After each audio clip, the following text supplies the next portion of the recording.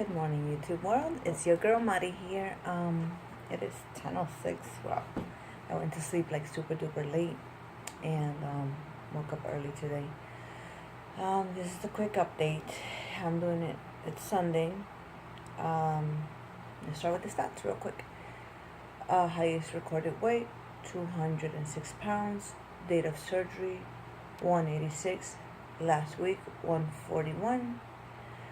This week, when I jumped on the scale this morning, I was at 140. I had a 1 pound loss, which, you know how I say, I'm happy with that. I always take what I get.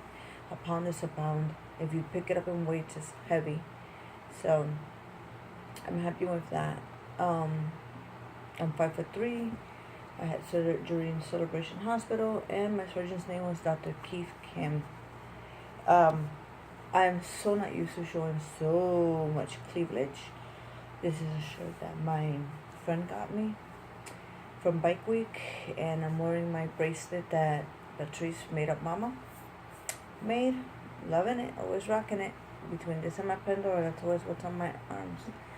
I want to talk to you guys about the craziness of people that don't know that you have had weight loss surgery and see you for the first time, how they react.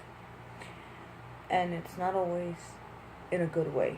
And I'm also going to give you a body shot because I feel sexy today. And I posted today because tomorrow's Halloween and I'll be trick-or-treating with the grandkids. I ran into a few people about a week ago. And one of them was like, "Oh my God, congratulations, you look awesome, you've lost weight." And they were like, "Oh, how did you do it?" And I'm like, "With hard work."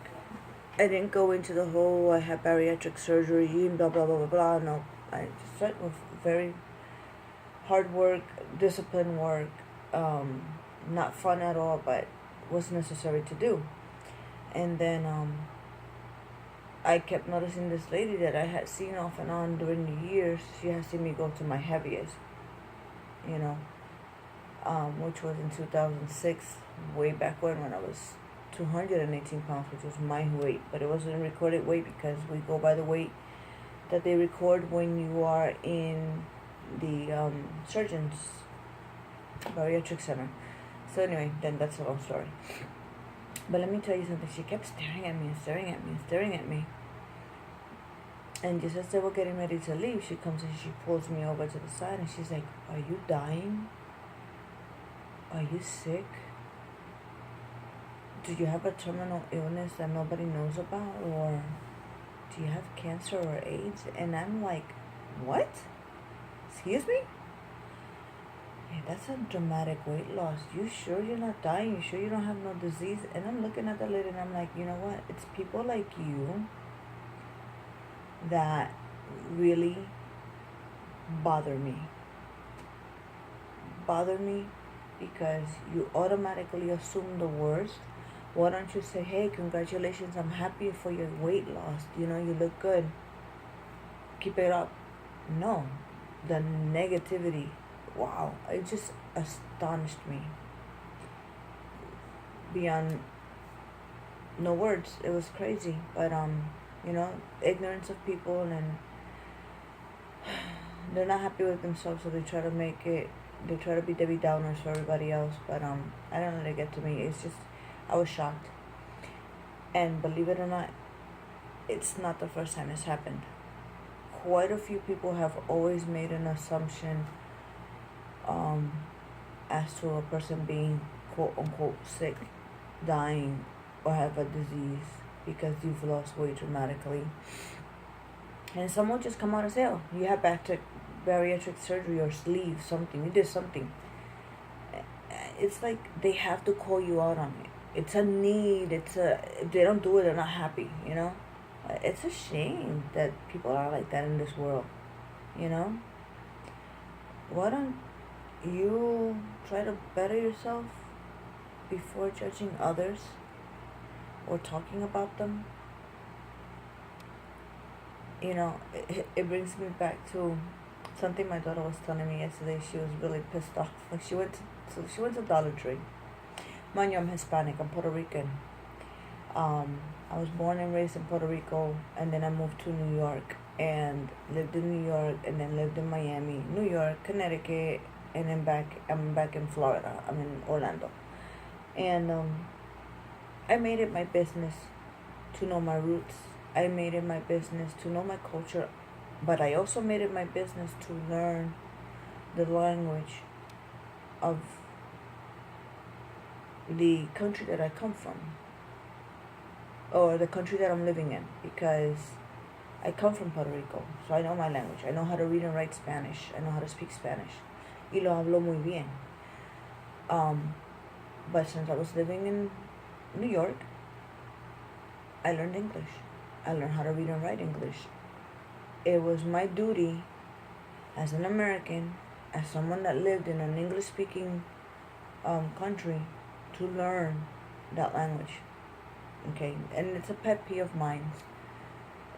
And it's not trying to be down on the Hispanic community at all. Okay, I want you to understand that, because it's ignorance on everybody's part. I don't know about all the racism that there was in North Carolina. And there's a lot of Hispanics. And when I say Hispanics, I mean Cubans, Puerto Ricans, Colombians, Mexicans, Venezuelans. It's not just one race, it's a mixture of race. But I've noticed that the majority of the races hate people from Puerto Rico. And you know what? You have your right to feel the way you do. Perfectly fine. I have no issues about it. But it galls me that these are people that are hating on other Hispanics, and they don't even have the common decency to learn the English language, which is what's spoken in the U.S. Hence, what happened yesterday. My daughter goes into Dollar Tree to buy some yarn. She's making a sash for her friend whose birthday's today. And she's in there. And mind you, my daughter speaks Spanish, because I make sure my children learn how to read and write Spanish. Because we're in the U.S., so English is their primary language, but Spanish is their secondary. And like I said, it's a pet peeve of mine. So there's these women in there, they're the cashiers, and my daughter walked around the store and couldn't find something, so she goes up. Normally, where do you go? You go to the cashier, that's the employee. And she was asking them, do you sell yarn? And the lady's looking at her, ¿Qué? What? ¿Qué dijiste? Like, what? What you said? Do you sell yarn? What's that? ¿Qué es eso? And my daughter was taken aback.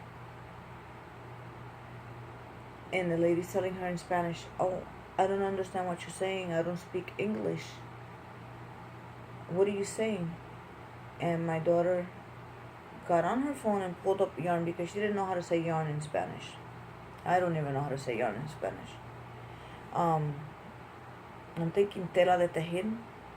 But anyway, she pulls up a picture of yarn and she goes to the lady in Spanish, I'm looking for this. Do you have any? And the lady in Spanish tells her, oh, no, we don't sell that here. And my daughter asks her, can I ask you a question in Spanish? And there's two other people there that work there, and they are both Spanish. One speaks English. How long you've been in the U.S.? How long you've been here? Oh, in Spanish, I've been here 5 years. And my daughter stays staring at her and tells her, really? And tells her in Spanish. I felt bad, but at the same time, I'm proud of my daughter, because she made it her business to learn our language and learn the American language. So why can't other people? I don't care if you come from wherever. You're here, learn English. When you don't learn it, it only makes you look ignorant. Seriously. It makes you look like a slacker. And employers love people like you, because they get away with not giving you good raises. They get away with treating you like crap. I know, because I used to be a union rep, and that was my job, to represent people that made themselves look ignorant by not learning the American language. Anyways, I'm sorry for being this way, but it's a pet peeve. Like I said, it's a pet peeve. You should learn where you live at. Because I know a Chinese guy that speaks fluent Spanish, speaks fluent English, speaks his native language, and speaks French. Why? Because he says, I have to be able to communicate with my customers. I have to be able to communicate with the public because you work with the public every day. So anyway, my daughter turned around and told the lady, wow, I can't believe you've been here 5 years and you don't speak any English. Bad on you. It makes you look dumb. And walked out. You know, didn't want to tell my daughter I was rude of her, but kudos to her for, letting a person know, yeah, you need to learn the language of the place where you're living. Because if I went to Paris and I lived in Paris, you damn well sure gonna know that I'm gonna learn how to speak French. Anyways, sorry about the rant. Got it off my chest. I just, I think people need to realize that you don't need to make yourself look dumb, and you should better yourself always. Let it be by the language you learn, the way you think about and you feel about yourself, how you present yourself to others, and just come to yourself. Do better for yourself. Make yourself feel better. This is a struggle. I struggle every day. I'm getting better with my liquids, but I've gotten way better with my liquids, and I've gotten worse with my foods. So it's such a hard balance, but I'm trying to balance it. I'm working really hard on it. I look to all you guys' videos, and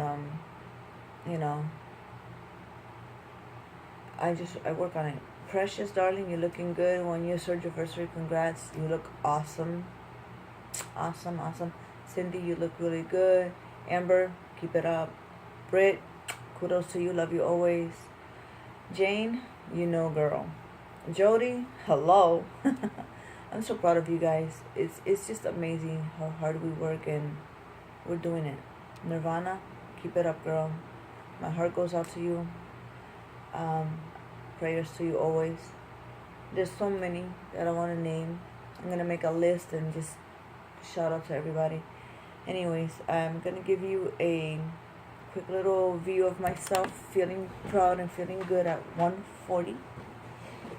This is what I'm wearing, this shirt. I love it. It's a size small, and it was from Bike Week, October ride, whatever.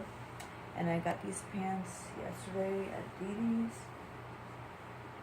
Side view, back view, side view, front view. It gives me some awesome curves. It's really nice. Gives me some awesome cleavage. It's got the tetas up where they need to be. So yeah, this is me working on the arms, the flabbiness. But anyway, everything else is starting to look good. The belly's gone down something dramatically, people, and it makes me feel so good. Anyways, I love you guys. Be safe. The Goobles and Gobbles will be out tomorrow, so please be safe with your children and be safe with yourself, because it's a day that people dress up and they hide their true nature, and sometimes they're not so nice. Okay, love you guys. Bye.